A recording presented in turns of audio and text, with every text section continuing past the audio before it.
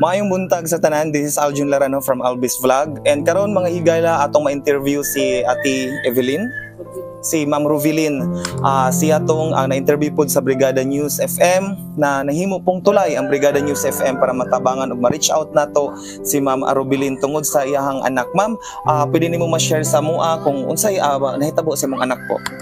Kuan kumbulsyon siya sir, yung korupta na yung lawas mo na iya sir, na si kahinumdum. On 17 years old tama po. Yes sir. Nag-eskwela ba karon siya ma'am? Kahapon eskwela wa may sa klase ron sir. Pero dili ba delikado sa iya ang pag-eskwela ba si atakihon siya during sa pag-eskwela niya? Pamudjud gani daw si sa eskwela niya, di mas siya gusto mong pero mag-inom sa tambal arang kainom sa tambal di siya atakihon kanang mga sa tambal ba. Sige lang ma'am, kay as of now sa akong nahibalaan aduna nay naliko mga to ang higala na sa Brigada News FM na sila mga aksyon na para mapadala sa ospital ang imong anak. Ug kami pod sa Alvis Vlog gipangita jud namo ka no. Bisag asa jud minaabot na saag nami in basa pa jud mig ulan pero mun ani man jud ma'am kay gusto jud namo mo tabang. So ma'am, basig na kay gusto ipanawagan sa taong mga followers na of course para pod sa imong anak, para sa kayuhan sa imong anak ma'am. Nawagan unta ko nga tabangan akong anak kay sige si atakihon sa eskwelahan ba nag-uol kayo ko anak. Sige po. Karon ma'am, dili na namo langanon pa no. So nami dala na bugas para sa imuha. So partner nato ani of course ang opisina sa to ang Governor ninyo Sotero L.Uy, kauban ng Alvis Vlog. Nagpadala mi og bugas para sa imuha ma'am. Og dili lang kana ma'am, napod may ginagmay na cash no. So okay lang, bahala ginagmay. Okay ra sir, salamat tayo. Salamat Yes. po sir. Sabangan ko. Okay ra na ma'am, ayo pa. Sa akong anak sir. Ngol kayo ko anak sir, gusto nang pumunta sa hospital. Sige lang ma'am. Salamat sa inyo sir. Kamay pa na siya ako ng katiman kaya kung mana. Wala naman na siya, may katiman na na, may biyaan na, may gagmay pa na siya. Ayan, so guys, ato ang mga higala na followers.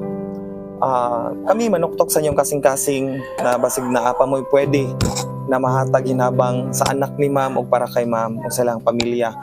Pwede ninyo may direct hato diri sa Barangay DSL sa Kalaparan or connect mo diretsyo sa ato ang higala sa Brigada News FM para mahatod diretsyo pod ang inyong hinabang. Ate, sad kay kuno, kabalo ko nasakitan jud kate sa panghitabo sa imong anak. Kabalo ko na taas imong pangarap sa imong anak. No, taas jud kayo unsa may plano nimo, unsa may pangarap nimo sa imong anak pagdako niya te na baka gusto na course na ipakuha siya pohon.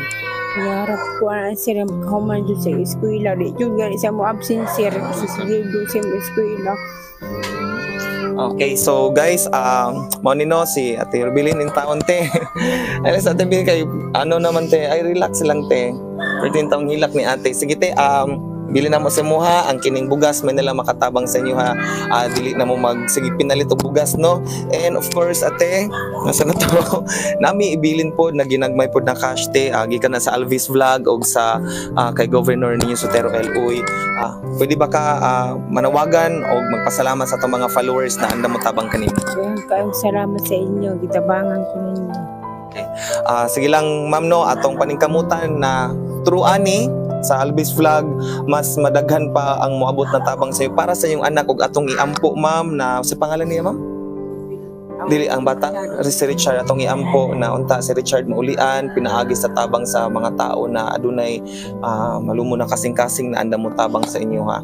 Sige ma'am, daghan kayong salamat. Anyway, wa pa din mi napaila ako day si Aljun Laranho po ma'am, taga Barangay Central, and ako ang cameraman si Ken Buhian.